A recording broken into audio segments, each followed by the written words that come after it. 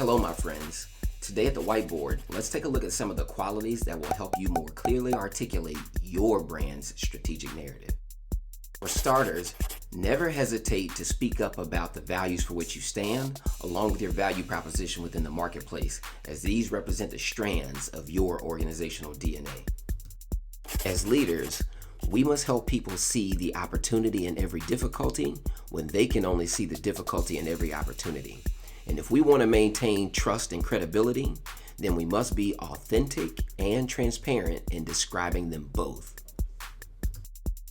Remember, we often join teams to find ways to make our lives easier, more efficient, more empowered, and more effective.